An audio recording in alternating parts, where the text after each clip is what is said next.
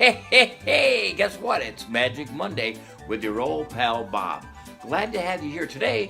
We have a special guest on Magic Monday. All the way from Massachusetts. He's an author, he's a magician, a motivational speaker, and also skydives. It's an amazing career. I've known him since he's 8 years old. Please welcome to Magic Monday, the amazing Jonas Cain. Enjoy the day. Hi folks, Jonas Cain here, and I am thrilled to be a special guest on Magic Monday. One of the things that I most love about magic is it reminds us life is filled with surprises.